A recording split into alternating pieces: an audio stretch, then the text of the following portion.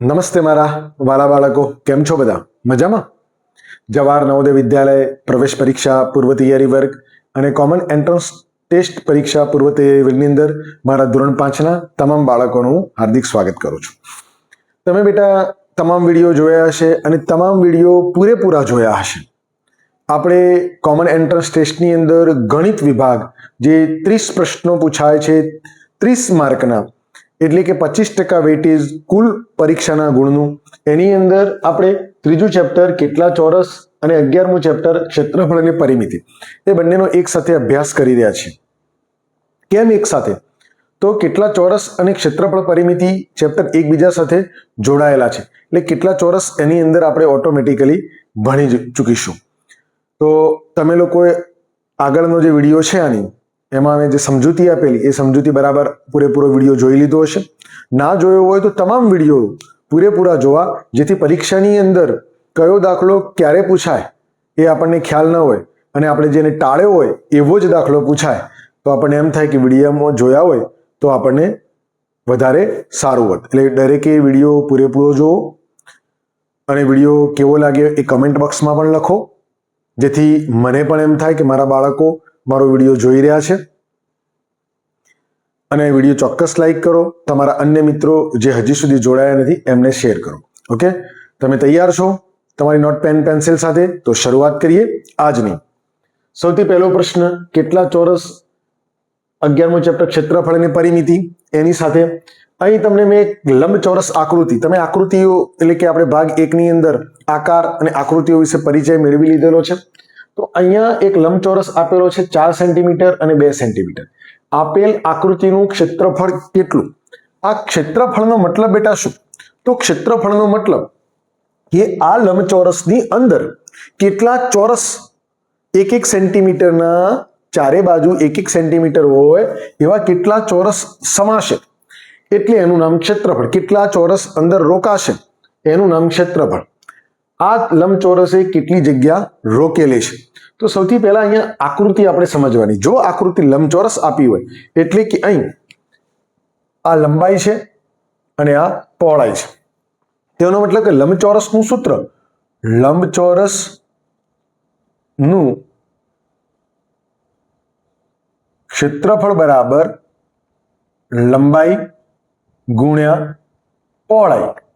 આપણે અગાઉના ભાગમાં સૂત્ર કેવી રીતે થાય છે, એટલે કે આ બંને બાજુ આની અંદર 4 સેન્ટીમીટર, અહીંયા 2 સેન્ટીમીટર. એક આજે પહેલો દાખલો છે આપણે સમજીએ. તો અહીંયા જો 4 સેન્ટીમીટર છે એટલે કે 1 સેન્ટીમીટરના મેં ખાના દોર્યા. અહીંયા 2 સેન્ટીમીટર છે એટલે કે અહીં મેં 2 ખાના દોર્યા. હવે ધારો કે આ 1 સેન્ટીમીટરનો ચોરસ છે, બરાબર સમજો.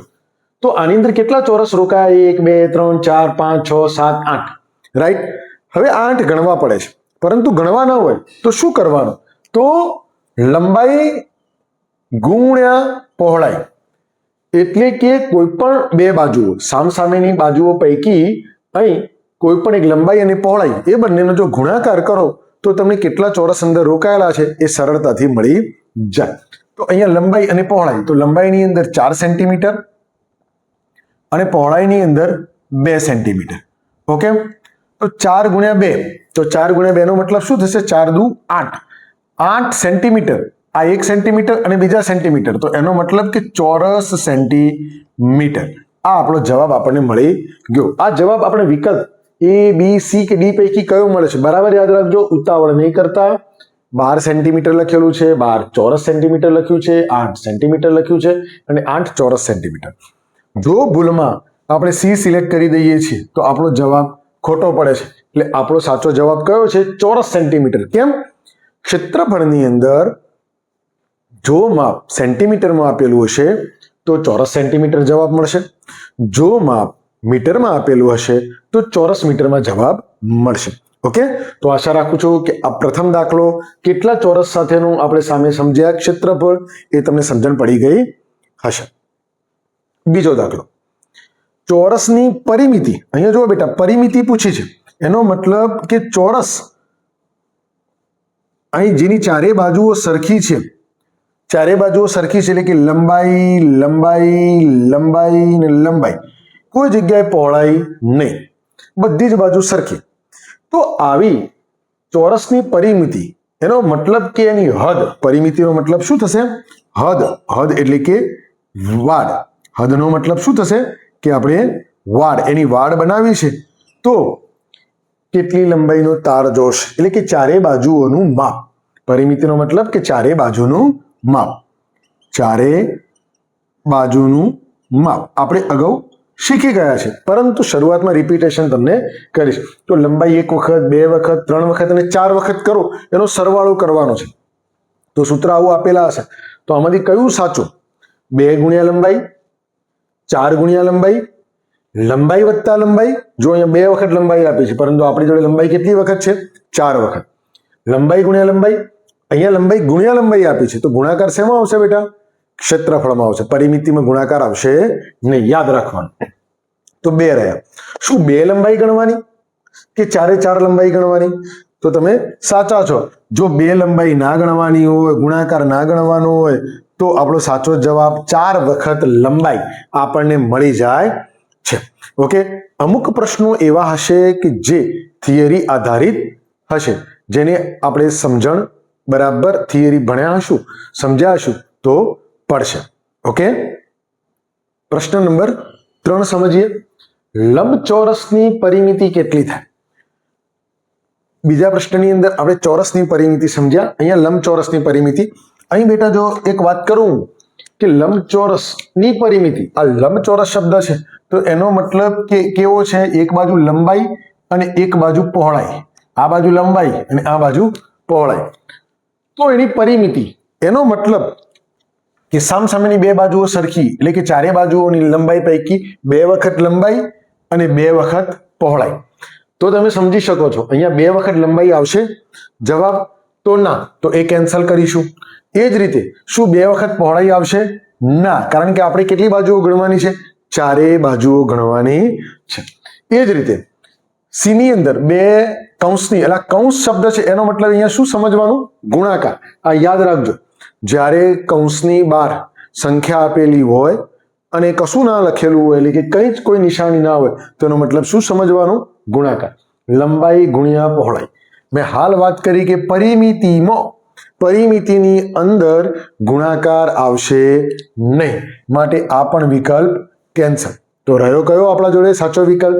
વિકલ્પ નંબર ડી સાચો વિકલ્પ. 2 ગુણ્યા 1 વખત લંબાઈ અને 1 વખત પહોળાઈ, આ બંનેનો સરવાળો કરવાનો. બરાબર સમજો? આ બંનેનો સરવાળો કરવાનો અને એને ડબલ કરવાનો. એનો મતલબ કે 2 વખત ગુણાકાર કરવાનો, એટલે ચારે બાજુઓનો સરવાળો આવી જાય. ઓકે. નેક્સ્ટ પ્રશ્ન નંબર 4 સમજીએ.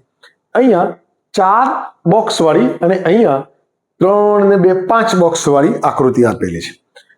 આ એ આકૃતિ છે, આ બી આકૃતિ છે. અહીંયા કહેલું છે આપેલ આકૃતિમાંથી કઈ આકૃતિની પરિમિતિ ઓછી છે?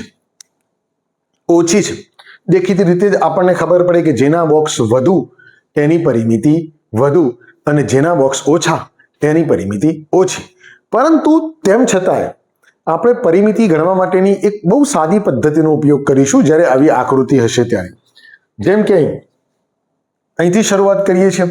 આ ધારો કે આ બધી જ આકૃતિઓ, મેં તમને અગાઉ પણ વાત કરી હતી મહત્વની બાબતો યાદ રાખવાની બાબતોમાં, કે દરેક ચોરસ 1 સેન્ટીમીટરનો હશે લગભગ મોટા ભાગની આકૃતિઓની અંદર.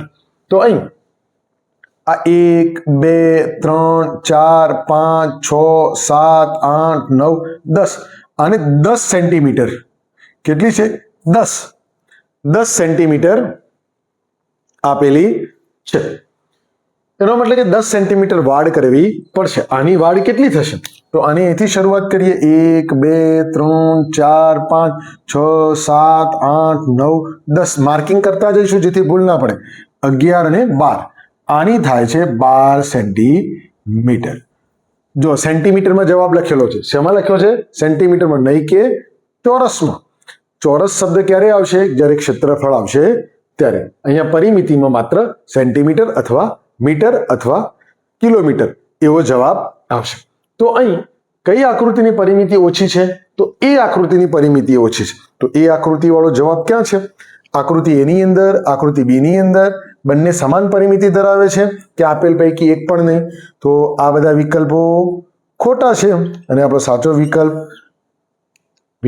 એ છે કે આકૃતિ એની પરિમિતિ ઓછી છે. ક્ષેત્રફળ અને પરિમિતિના દાખલા બિલકુલ સહેલા છે બેટા. જો એકવાર સમજમાં આવી જાય તો બિલકુલ સહેલા દાખલા છે અને આશા રાખું છું કે આપ સૌને પણ આ બહુ સહેલી રીતોથી મજા આવતી હશે. ઓકે, પ્રશ્ન નંબર 5 સમજીએ. અહીંયા બે આકૃતિ આપેલી છે, એ આકૃતિ અને બી આકૃતિ. તમે જોઈ શકો છો. પ્રશ્ન આપેલો છે, આપેલ આકૃતિમાંથી કઈ આકૃતિનું ક્ષેત્રફળ વધુ છે? ક્ષેત્રફળ વધુ છે. ક્ષેત્રફળનો મતલબ બેટા રોકેલી જગ્યા. અગાઉ વાત કરી, જેને ચોરસ વધુ રોક્યા હોય, એનું ક્ષેત્રફળ વધુ. ઓકે, એનો મતલબ કે જે આકૃતિમાં વધુ ચોરસ હોય એનું ક્ષેત્રફળ વધુ. તો આપણે બંનેની કાઉન્ટ કરીએ, ગણીએ છીએ. 1 2 3 4 5 અને 6. આમાં 6 ચોરસ છે. કેટલા? 6 ચોરસ. સેન્ટીમીટર જગ્યા રોકેલી છે, એનો મતલબ કે 1 સેન્ટીમીટરનો એક ચોરસ. એવી રીતે આપણે ગણીએ છીએ. આની અંદર 1 2 3 4 5 6, આમાં પણ 6 ચોરસ જગ્યા રોકેલી છે. 6 ચોરસ સેમી. તો બંનેનું ક્ષેત્રફળ કેવું થયું? સરખું થયું. આકૃતિનો દેખાવ કેવો છે? જુદો જુદો, પરંતુ ક્ષેત્રફળ સમાન છે. તો જવાબ કયો આવશે? આકૃતિ એ, આકૃતિ બી બંનેનું સમાન ક્ષેત્રફળ ધરાવે છે કે આપેલ પૈકી એક પણ નહીં? તો આપણો જવાબ આવશે વિકલ્પ સી, સમાન ક્ષેત્રફળ ધરાવે છે. ઓકે, બહુ સરસ મજાના પ્રશ્નો. પ્રશ્ન નંબર 6 સમજીએ. અગાઉના જે આપણે પ્રશ્નો સમજ્યા એમાં ક્ષેત્રફળ અને પરિમિતિ કેવી રીતે શોધવી એ શીખ્યા. અહીં આકૃતિઓના આધારે પણ ક્ષેત્રફળ અને પરિમિતિ કેવી રીતે શોધવી એની વાત કરી છે. નીચે દર્શાવેલ પ્લોટને વાડ કરવાની છે, તો વાડની લંબાઈ કેટલી થશે? અહીં બેટા વાડનો મતલબ કે આ જો પ્લોટ છે, આ જગ્યા છે, આ જગ્યા ઉપર વાડ બનાવવાની છે. તો આ વાડ ઉપર કેટલી વાડ કરવી પડશે? અહીંયા દરેકે દરેક જગ્યાએ વાડ કરવી છે. તો એનો મતલબ કે આ બધી જગ્યાએ માપનો શું કરવો પડશે? સરવાળો કરવો પડશે. જ્યારે આવી આકૃતિ આવી હોય, અહીંયા 3 બાજુ 3 ને 2 5 બાજુના માપ અલગ અલગ છે. તો આવી આકૃતિ આવી હોય તો વાડનો મતલબ કે પરિમિતિ, અને પરિમિતિનો મતલબ શું બેટા? તો ચારે બાજુઓના માપનો સરવાળો. અહીં ચારે બાજુ એનો મતલબ કે બધી બાજુઓ આવી જાય. ભલે 5 બાજુ આપી છે, પરંતુ ચારે બાજુઓના માપનો એટલે કે બધી બાજુઓના માપનો સરવાળો. તો બધી બાજુના માપનો સરવાળો આપણે કરીશું. સૌથી પહેલા નીચેથી બોટમથી લઈશું. 16 મીટર. અહીંયા ખાલી મીટરનો મી લખું છું. 9 મીટર. એ જ રીતે આ બાજુ પણ 9 મીટર. એ જ રીતે અહીંયા 8 મીટર. 8 મીટર. તો બે જગ્યાએ 8 મીટર છે. આ બધાનો આપણે શું કરવાનો છે? સરવાળો. ઓકે, તો 16 ને 9 કેટલા થશે? 25. 25 ને 9 34. 34 ને 8 42. 42 ને 8 50. કેટલો થશે? 50 મીટર.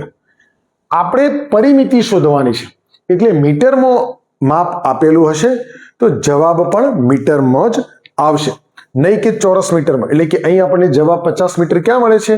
વિકલ્પ બી ની અંદર મળી જાય છે. વિકલ્પ બી ની અંદર મળી જાય છે.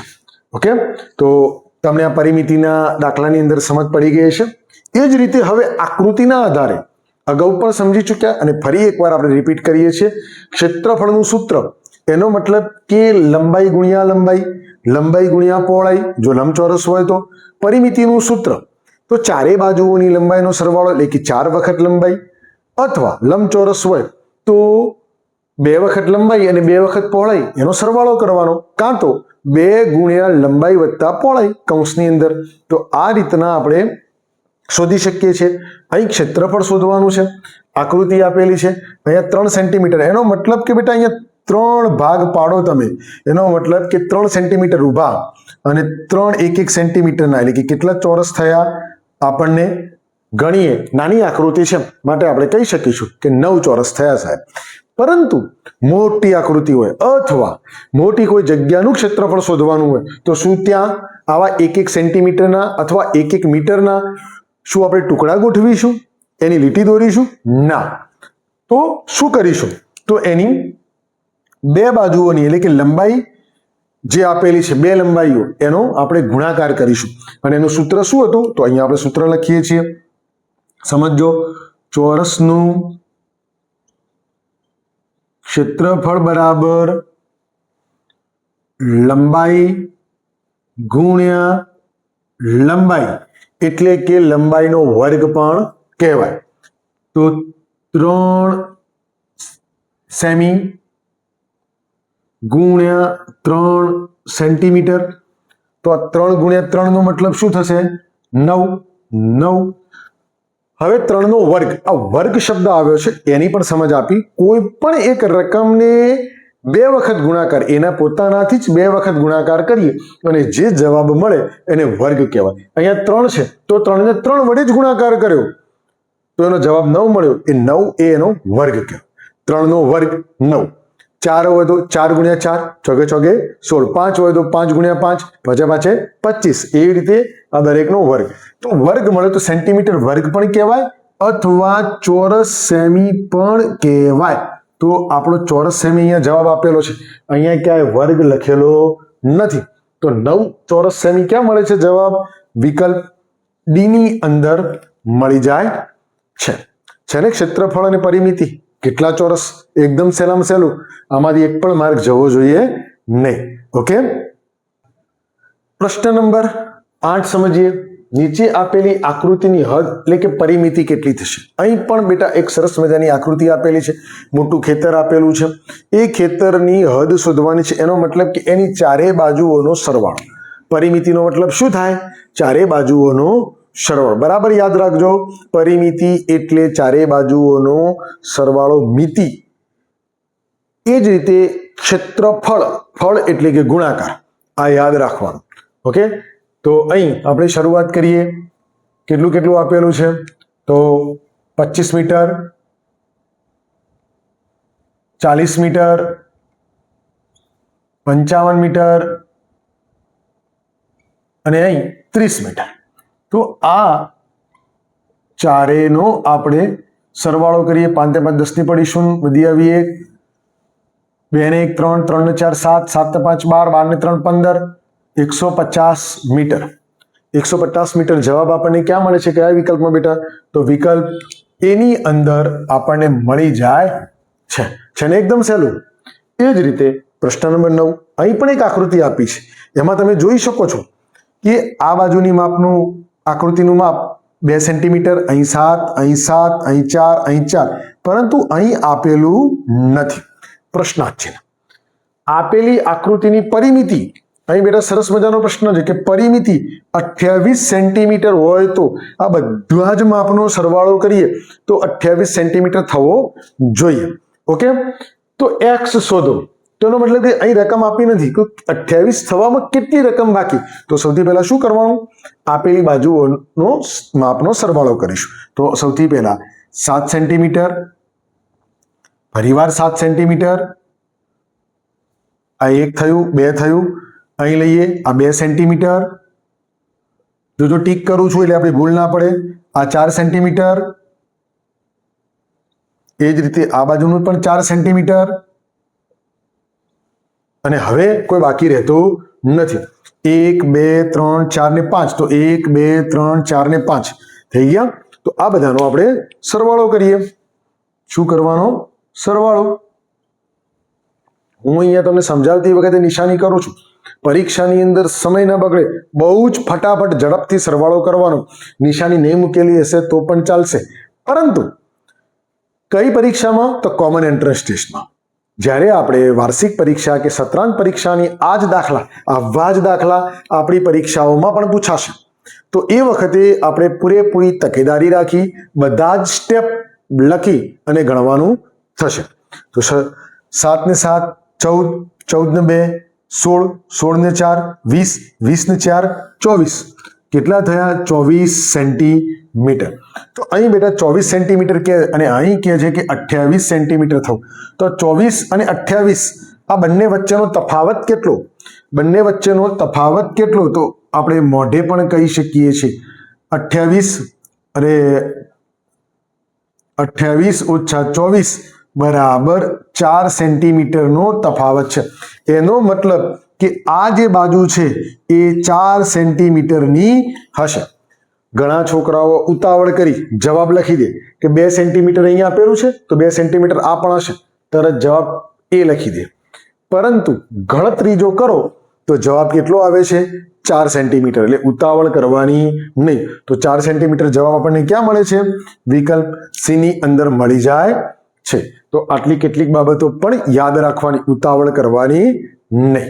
ઓકે, આજના આપણા ક્લાસની અંદર જે કામ આપણે કર્યું છે, જે દાખલાની સમજ મેળવી છે ક્ષેત્રફળ અને પરિમિતિમાં, એ તમામ સમજ આપ સૌને મળી ગઈ હશે.